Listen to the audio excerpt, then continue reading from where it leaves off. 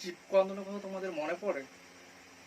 1973 সালে উত্তরাখণ্ডে গাছ বাঁচানোর জন্য সাধারণ যে সমস্ত মানুষগুলো এই বন জঙ্গলের উপর ডিপেন্ডস করে তাদের জীবিকা নির্বাহ তারা বেঁচে থাকে, যারা এই জঙ্গলকে মাতৃস্নেহ দিয়ে তারা ভালোবাসে, সেই জঙ্গলকে যখন একদল মানুষ তাদের স্বার্থ কায়েম করার জন্য কাটতে এসেছিল, তখন ওই মানুষরা গাছগুলোকে আঁকড়ে ধরেছিল।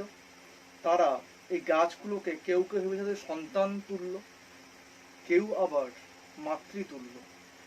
কারণ এই গাছগুলো তাদের কাছে তাদের রুজি রোজগার থেকে শুরু করে তাদের জীবিকা জীবন সবকিছু নির্ভর করে। তাই যখন এই বনভূমিকে নিধন করে তাদের ওইখানে সৃষ্টি করতে চেয়েছিল একদল মানুষ বিশাল সাম্রাজ্য, তাদের কলকারখানা, যান্ত্রিকতা, তখন তারা প্রত্যেকটা গাছকে আঁকড়ে ধরে বলেছিল, যদি আপনি প্রথম আমাদের কাটতে পারেন, আমাদের উপর কুল চালাতে পারেন, তাহলেই আপনি গাছগুলোকে কাটতে পারবেন। তার মানে যতক্ষণ না আপনি আমাদের প্রাণ নিচ্ছেন বা যতক্ষণ না আমরা মারা যাচ্ছি, আমরা কিন্তু এই জঙ্গল আপনাদের হতে দেব না। তাহলে ওই নিম্ন শ্রেণীর মানুষরাও একটা জঙ্গলের কতটা গুরুত্ব সেটা বোঝে। আচ্ছা, আজকে আমি চিপকো আন্দোলন সম্পর্কে কেন বলছি এটা একটু বলে নিই। ক্লাস 12 উচ্চ মাধ্যমিক, যেটা আমাদের ওয়েস্ট বেঙ্গল বোর্ড, তাদের একটা প্রথম কবিতা রয়েছে on killing a tree, Gieve ব্যাটলের। ওটাই আজকে তোমাদের পড়াবো। আর এটা পড়ানোর জন্যই আমি তোমাদের চিপকো আন্দোলন ব্যাপারটা দিয়ে শুরু করলাম। তার আগে নিজের পরিচয় দিয়ে দিই। আমি সন্তু কুমার পাঁজা, ইংলিশ স্যার। আজ তোমাদের পড়াবো অন কিলিং আ ট্রি সম্পর্কে। দেখো, জিপ প্যাটেল একজন ইন্ডিয়ান রাইটার, যিনি 1940 সালে মুম্বাই জন্মগ্রহণ করেছিলেন। বাই প্রফেশন উনি একজন ডক্টর। উনি ওনার পেশা ডাক্তারির পাশাপাশি উনি অনেক লেখালেখিও করতেন। তার নমুনা আমরা পেয়েছি। একজন ডাক্তার হিসাবে আমরা জানি যে আমাদের যতই উন্নত স্থানে পৌঁছে যাই কেন, প্রত্যেকটা গাছ, গাছের শেকড়, গাছের ছাল, গাছের গুরুত্ব আমাদের জীবনে কতটা, বা আমাদের কোন রকম প্রাকৃতিক দিক থেকে বন্যা, খরা, এগুলো কতটা ডিপেন্ডস করছে আমাদের এই গাছ, রেন ফরমেশন, এগুলো ওপরে। এর গুরুত্বটাকে বোঝাতে চেয়ে আমরা আজকে যে পরিমাণে বৃক্ষ রোপণ না করে বৃক্ষ ছেদন করছি, এটার উপরে তিনি সাধারণত উনি চেয়েছিলেন আমাদের পাঠক সমাজকে বোঝাতে। তার কারণ আমরা জানি একটা সমাজের মেরুদণ্ড হলো ছাত্রছাত্রী, শিক্ষার্থীরা। যদি সোশ্যাল মেসেজটা ওদের দেওয়া যায়, তাহলে ওরাই ভবিষ্যতের নাগরিক, ওরাই ভবিষ্যতের কাঠামো। ওরাই সচেতন হয়, তাহলে কিন্তু এই বৃক্ষচ্ছেদন বন্ধ হয়ে বৃক্ষরোপণ হবে। এই চিন্তাভাবনা থেকেই কিন্তু উনি ওনার এই লেখা অন কিলিং আ ট্রি লিখেছেন। এবার একটু জানতে হবে আমরা এই যে অন কিলিং আ ট্রি কবিতা এর নামকরণের ব্যাপারটা কি। অবশ্যই আমাদের জানা উচিত, আমরা যখন জন্মগ্রহণ করি, আমাদের পিতামাতা বা পরিবারের মানুষজন আমাদের নামকরণ নিয়ে খুব উৎসাহিত হন এবং আমাদের একটা নামকরণ করেন। নামকরণ কেন করব? নামকরণ কি না করলেই না? নামকরণ করতে হয় বলেই কি নামকরণ করতে হয়? বাস্তবিকভাবে কোনো কিছু নামকরণ করতে গেলে 4টে বিষয়ের উপর নির্ভর করে নামকরণ করতে হয়।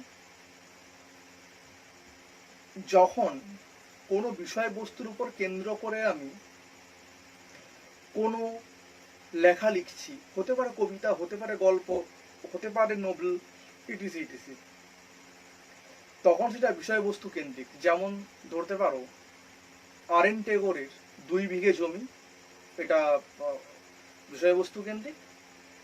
সেকেন্ডলি ব্যক্তি কেন্দ্রিক, যখন কোনো একটা ব্যক্তিকে কেন্দ্র করে বা ব্যক্তিকে চরিতার্থ করে যখন লেখাটা হচ্ছে ওটা ব্যক্তি কেন্দ্রিক। আবার যখন কোনো বস্তুকে কেন্দ্র করে লেখা হচ্ছে ওটা বস্তু কেন্দ্রিক। এবার সব থেকে যেটা ভাইটাল সেটা হলো আইরনি বা ব্যঞ্জনা। ব্যঞ্জনা বলতে লেখক একটা এমন কিছুকে বোঝাচ্ছেন যার দ্বারা আমাদের শিক্ষা দিতে গিয়ে উনি কিন্তু আমাদের ব্যঙ্গ করে চলেছেন। এটা হলো ব্যঞ্জনা বা ব্যঙ্গার্থক। ধরো আমরা কোনো সময় বলি যে কারো হাতের লেখা হয়তো খুবই খারাপ, তাকে আমরা কি বলি, ভালো কথাতে তাকে আমরা ঠাট্টা করছি, বাহ তোমার হাতের লেখা তো খুবই সুন্দর, তার মানে কিন্তু হাতের লেখা একদম জঘন্য। আর এজন্যই এই ভালো কথাকে দিয়ে ওকে ব্যঙ্গ করেই এই কথাটা বলা হয়েছে। তো আমরা অন কিলিং আ ট্রি সম্পর্কে জানতে গেলে বলতেই হবে এটা একটা আইরনিক্যাল টাইটেল। তো আজকে টেক্সট আমি শুরু করি। ইট টেক্স, এ সময় নেয়, মাচ টাইম, প্রচুর সময়, টু কিল আ ট্রি, একটা গাছকে আমি কেটে ফেলবো বললেই কিন্তু কেটে ফেলা হয় না, একটা গাছকে কাটতে কিন্তু প্রচুর সময় লেগে যায়। নট আ সিম্পল জ্যাব, একটা ছুরির আঘাতেই তো গাছকে কেটে ফেলা যায়। আমরা দেখেছি বড় বড় বৃক্ষকে যখন কেটে ফেলা হচ্ছে ওর যে নিচে কিছু থেকে যায়, ওখান থেকে নতুন গাছের আবার জন্ম হয়, সেটা বেড়ে ওঠে। অর্থাৎ আমরা একটা ছুরির আঘাতে বা একবারে একটা গাছকে আমরা কখনো মেরে ফেলতে পারি না, কারণ তারা প্রত্যেকবার সমস্ত রকম আঘাত সহ্য করেও তারা কি করে, বেঁচে থাকতে চায়, তারা আমাদের সাহায্য করতে চায়। It has grown, it has grown, এটা বেড়ে ওঠে, ইট হ্যাজ গ্রোন বেড়ে ওঠে, স্লোলি খুব ধীর গতিতে, কনজিউম, কনজিউম করা মানে কি, মানে গ্রহণ করা, কনজিউমিং গ্রহণ করে, দ্য আর্থ পৃথিবী পৃষ্ঠ থেকে, রাইজিং আউট অফ ইট এবং আস্তে আস্তে করে বেড়ে ওঠে, ফিডিং ইটস ক্রাস্ট, মানে কি ফিডিং, ভূত্বক থেকে সে কি করে, ফিড, ফিড মানে খাদ্য সংগ্রহ করবে থেকে, ভূপৃষ্ঠ থেকে অ্যাবজর্বিং, অ্যাবজর্ব মানে শোষণ করা, ইয়ার্স অফ সানলাইট, বছরের পর বছর ধরে সে সূর্যালোককে গ্রহণ করে, এয়ার বাতাস নেয়, ওয়াটার জল নেয়, and out of its leprous hide sprouting leaves, leprous মানে এক ধরনের রোগ, কুষ্ঠ রোগ, যেখানে ছালগুলো ফেটে ফেটে আমাদের রস ঝরে, তো সেরকমই গাছেরও কি হয় না, কুষ্ঠ রোগের মতো কি করে চামড়াগুলো থেকে যখন ঝরে, তাদের যে বাকলগুলো থেকে যখন ঝরে যায়, সেখান থেকে আস্তে আস্তে করে কিন্তু আবার ছোট ছোট টুইগসগুলো, ছোট ছোট পাতাগুলো নতুন করে গাছের জন্ম দেয়। সুতরাং হ্যাক, হ্যাক মানে কি, এক কোপে কেটে ফেলা, মানে হ্যাক মানে হ্যাকিং, একবারে কেটে ফেলা, অ্যান্ড চপ, চপ মানে টুকরো টুকরো করে কেটে, সো হ্যাক অ্যান্ড চপ, একবারে কেটে টুকরো টুকরো করে, but this alone own to do it, শুধু তাতেই কিন্তু এটা হবে না, not so much pain will do it, শুধুমাত্র তুমি ভেবেছ যে ওকে যন্ত্রণা দেবে, যন্ত্রণা দিয়েই ওকে মেরে ফেলবে, তাহলেও তোমার কিন্তু চিন্তা ভাবনাগুলো ভুল। The bleeding work will heal, will rise curl green twigs, মানে এজেসি বোস বলেছেন গাছেরও প্রাণ আছে, উনি প্রুভ করে গেছেন। আমাদের মানুষের জীবন, আমরাও প্রাণী, আমাদের যখন কোথাও কেটে ফেলা হয় বা কেটে যায়, আমার সাধারণত কি হয়, রক্তক্ষরণ ঘটে। তো একটা গাছের তো রক্ত নেই, হ্যাঁ ওরও রক্ত রয়েছে, ওর রক্ত বলতে গাছের আঠা বা গাছের রস। যখন গাছটা কেটে ফেলা হচ্ছে বা গাছটা কেটে যাচ্ছে, তখন কিন্তু ওখান থেকে ওটা আঠা বেরোয় বা রস বেরোয়, ওটাই কিন্তু একটা ট্রির ব্লাড, ওটাও কিন্তু একটা গাছের রক্তক্ষরণ ঘটে। And from close to the ground, এবং আস্তে আস্তে করেও কি করে, ground close to the ground, একদম মাটির সামনে থেকে ও কিন্তু আস্তে আস্তে করে বেড়ে ওঠে। উইল রাইজ কার্লড গ্রিন টুইগস, মানে কার্ল মানে বাঁকা, মানে বাঁকানো একটা ছোট্ট টুইগ, টুইগ মিন্স ছোট্ট দুটো পাতা যুক্ত গাছ যখন একদম ছোট্ট অবস্থা থাকে, ওটা হলো টুইগস। গাছটা আস্তে আস্তে করে বেড়ে ওঠে। মিনিউচার বাও, ক্ষুদ্রাকৃতি বৃক্ষ শাখা, হুইচ যেটা, if unchecked will explained again two former size, যেটা চেষ্টা করে যে ওকে ছোট করে কেটে ফেলা হয়েছে তো কি হয়েছে, ও আস্তে আস্তে করে আবার বড় হবে এবং ও নিজের মতো করে আবার ওই একটা বৃক্ষর আকার ধারণ করে ও আবার প্রকৃতির সান্নিধ্যে এসে সবার সাহায্যে সবার উপকারে লাগবে। নো, না, the root is to be pulled out. কিন্তু আমরা বোকার মতো, নির্বোধের মতো ওকে বাঁচতে দেব না। ও যতই চেষ্টা করুক না কেন সব কিছুকে সারভাইভ করে জীবনে বেঁচে উঠতে, কিন্তু আমাদের এই মানব সমাজ ওকে বাড়তে দেবে না।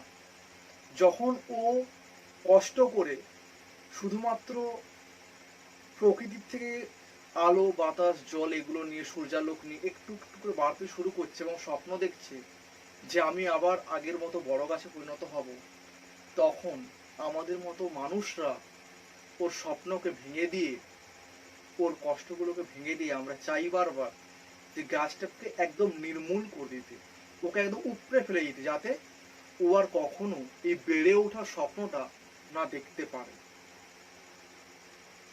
আউট অফ দ্য অ্যাঙ্কারিং আর্থ, বলছে অ্যাঙ্কারিং মানে কি, আমি যখন ওর ওই রোলটা নিচ্ছি, আমি যখন অ্যাঙ্কারিং মানে ওর দায়িত্বটা নিচ্ছি বেড়ে ওঠার, তখন ওকে ওই পৃথিবী থেকে নির্মূল করে ওই দায়িত্ব থেকে ওকে সরিয়ে দিতে হবে, অর্থাৎ গাছটাকে কোনোভাবেই আর বেড়ে উঠতে দেওয়া যাবে না।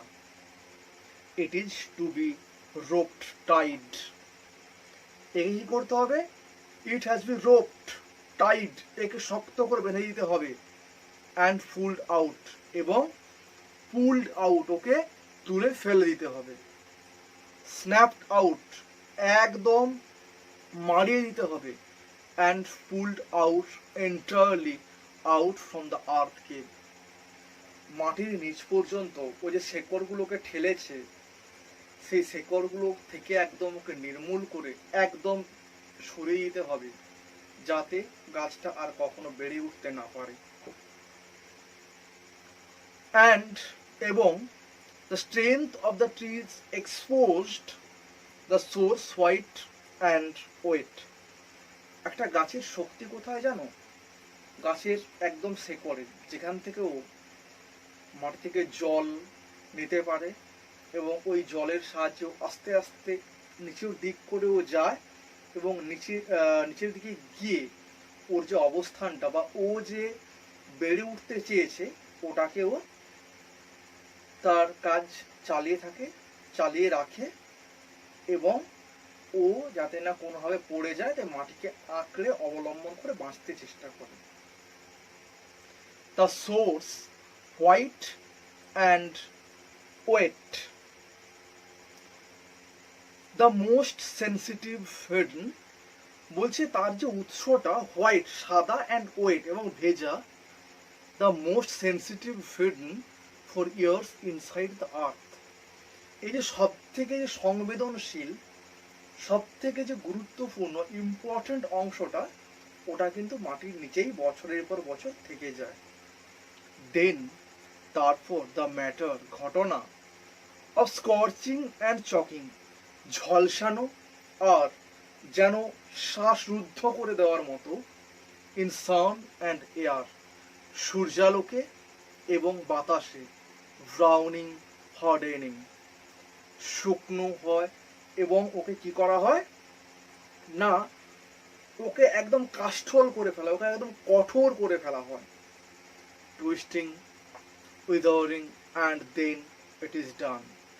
আমরা কি করি, যতক্ষণ না পর্যন্ত ওর শেষ জীবনটাকেও আমরা ধ্বংস করে ফেলতে পারছি, ততক্ষণ পর্যন্ত আমাদের এই অক্লান্ত চেষ্টাটা, অক্লান্ত পরিশ্রমটা করেই যাই ওই গাছটাকে একদম মেরে ফেলার জন্য। আচ্ছা, একটা ছোট্ট গাছ হিসাবে ও আমাদের যেভাবে চেষ্টা করে আমাদের পরিবেশের ভারসাম্য রক্ষা করতে, ইনফ্যাক্ট আমাদের খাদ্য, বস্ত্র, বাসস্থান সব কিছুর উপরে তো গাছের একটা গুরুত্ব অপরিসীম। কিন্তু আমরা সভ্যতার অচিরে নিজেদের খুব সভ্য নাগরিক মনে করে গাছগুলোকে বারবার কিন্তু কেটে ফেলছি।